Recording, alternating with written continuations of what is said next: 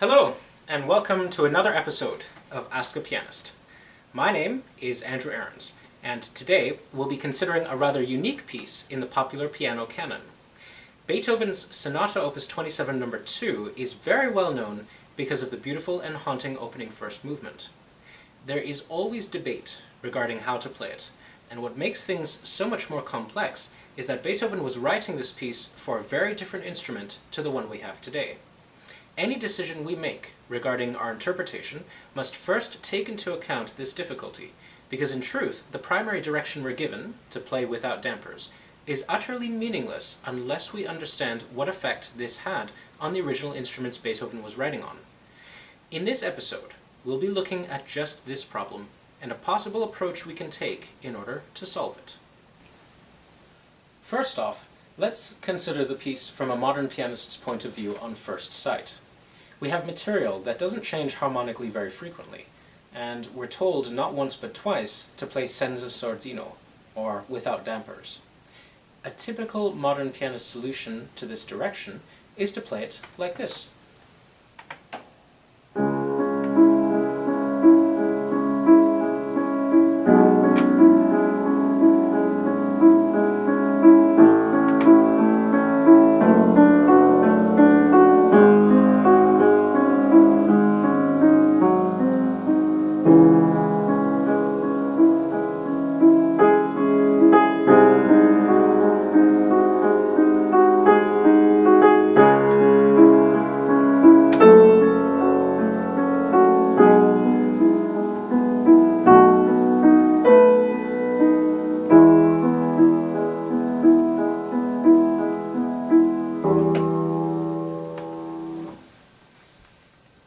In order to maintain harmonic clarity, we're changing our pedal every time the chord changes.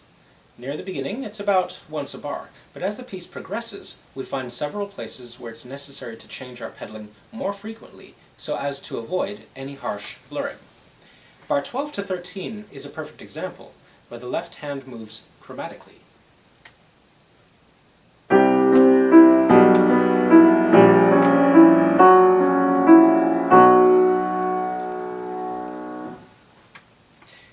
Changing our pedaling frequently also facilitates clarity in the melodic line, like in bar 48.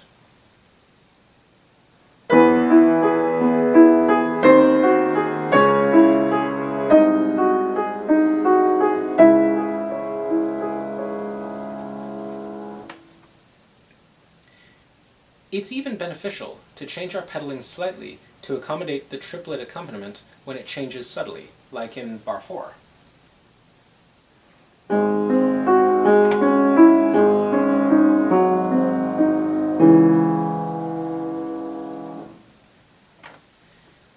If we want the typical harmonic and melodic clarity that we associate with playing Beethoven, then these kinds of pedaling choices must be made, and there's nothing really wrong with this. But I'd like to propose something completely different. In other videos, I've stated that playing piano music written before the advent of the modern piano, say before 1860, constitutes playing a transcription of piano music. Essentially, we're playing music on the modern piano that was written for a different piano, and one of the first priorities to understanding how to approach this kind of music is to experience what it's like to play it on an original or reproduction of an historical instrument. Now, this is not an option for many students. However, given our technological advances, we at least have the opportunity to find recordings of these instruments, and in some cases, the actual pieces we want to study. This can give us an indication of the sound world that Beethoven might have been aiming for. Normally, the differences in historical instruments versus modern instruments do not affect an interpretation of a piece too drastically. We may have to adjust tempo or sound production, but most of the time a difference in an instrument will not make or break the interpretation of a piece. With this sonata, however, knowing the capabilities of a forte piano directly influence how we might think about this opening movement in terms of sound, blurring of sound, and of course, our resonance space. There are two properties of forte piano sound that are important for us to understand. First, notes on a fortepiano decay much faster than on the modern piano. This means that notes sound clearer and more distinct in terms of pitch and articulation. Second, the use of the damper pedal, or in some cases knee lever, was in general something of a special effect, rather than a standard addition, the way it is in modern pianism. Releasing the dampers had a greater effect in terms of volume of sound, rather than immediate and harsh blurring, like what we find on the modern instrument. Instead of a cacophony of sound, we'd get something more akin to playing in a church. The notes are heard easily, but their resonance has changed. If Beethoven is asking for us to play without the dampers, he's not asking for the effect we'd get on the modern instrument if we played with the pedal like this.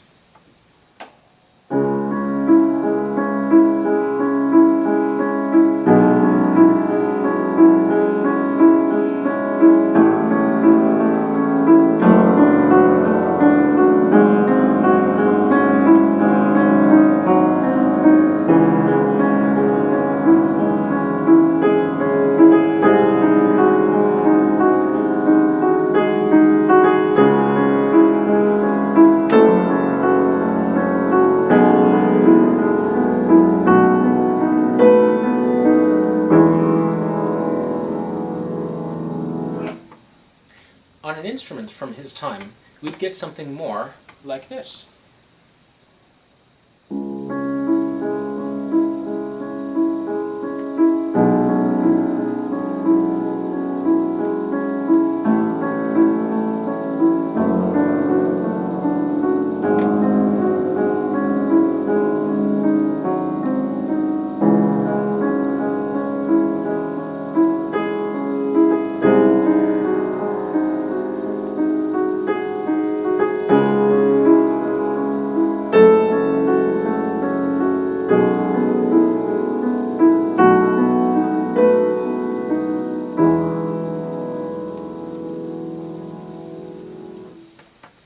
Now, if we make the decision to emulate what Beethoven could have achieved on an instrument from his time, what are the steps and pitfalls of such an approach?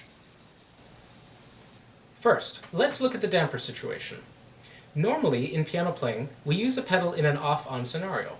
Either it's fully depressed or fully released. When we're using the pedal to help a legato line, for example, we can use it in a more subtle manner by either playing a melody with a few changes of pedal in between, like this,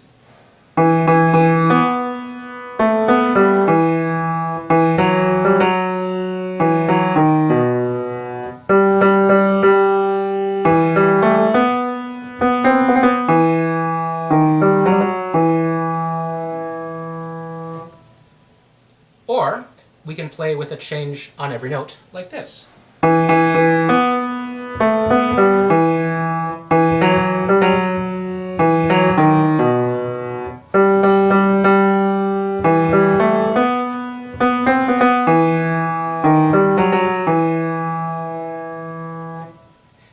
If we're feeling brave, or if the music allows it, we might even play without any changes so that the notes blur a little.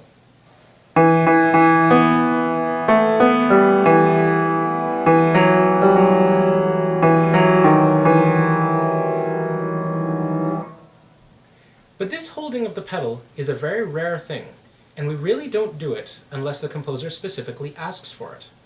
Pedaling is not only limited to the off-on scenario, of course. Sometimes, when we're playing a tune, and we're pedaling each note or a group of notes, we might not release the pedal fully so that there's some sound crossover.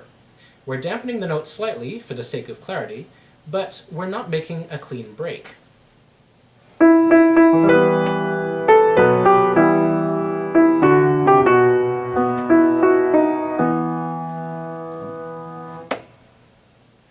But what is most important in all of these situations is what we do in the range of damper contact to the string. If I play a note with the dampers raised, nothing will happen as I lower the dampers until they actually contact the string.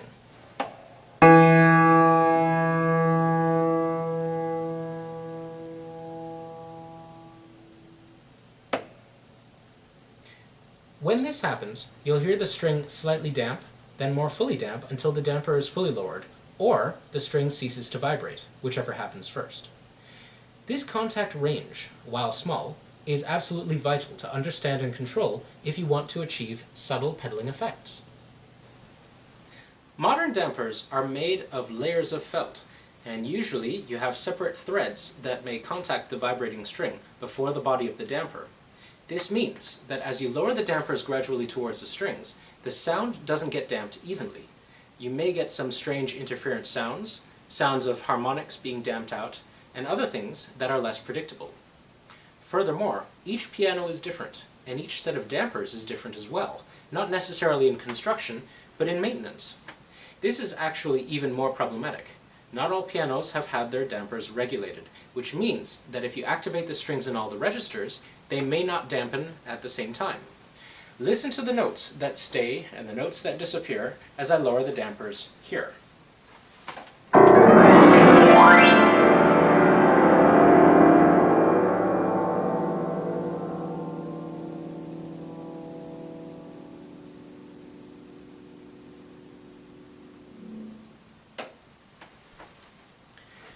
This adds a layer of unpredictability to the whole equation, which is why the following technique that I'll show you requires a lot of adjustment on the spur of the moment and very careful listening.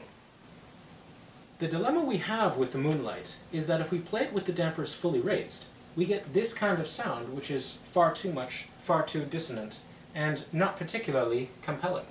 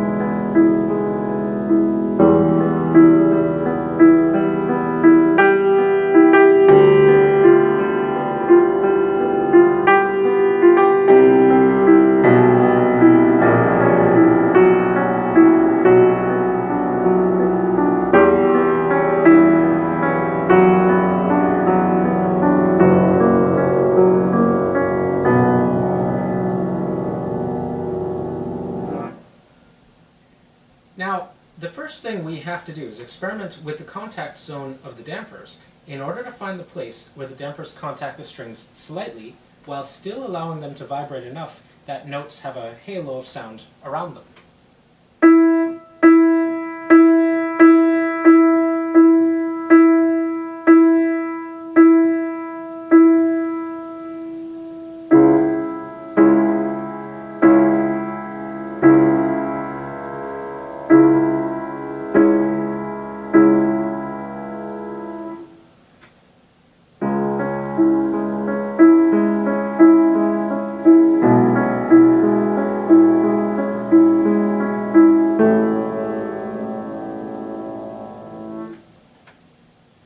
Once we've found this, then we have to learn how to gently raise or lower the dampers in this minute range.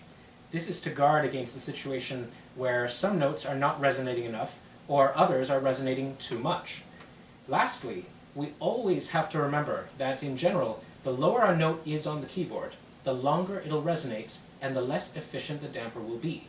This means that in situations where the bass octaves move in chromatic steps, we're forced into lowering the dampers slightly to cut off the bass sound. So, let's try this out. I'm going to play the piece without changing the pedal once, but little adjustments may be made as I go along to increase or decrease the resonance pattern depending on the situation.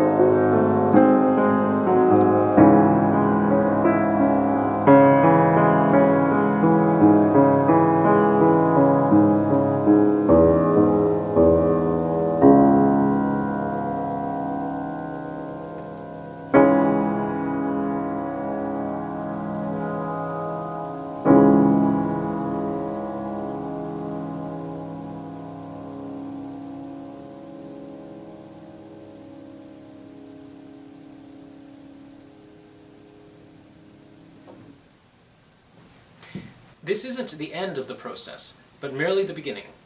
Controlling the pedal and the range of damper contact is a very important skill to master, and it's surprisingly useful in pieces other than the Moonlight, where the effect is most exposed. But as I say, this is only the beginning. Finding the right range of pedaling to use merely gives us the atmosphere. Now we have to control what sounds we create in that atmosphere. How do we choose what notes to emphasize in terms of pure resonance? Furthermore, if we can't dampen the sounds, how do we deal with clashing harmonies? And are there ways to maximize or minimize this effect purely by how we play these notes? These are subjects best left for another episode of Ask a Pianist. In the meantime, keep on practicing and start experimenting with the damper contact range. It'll change from instrument to instrument, but listening for it and training your pedal foot to recognize and control it are invaluable skills to cultivate. Bye for now.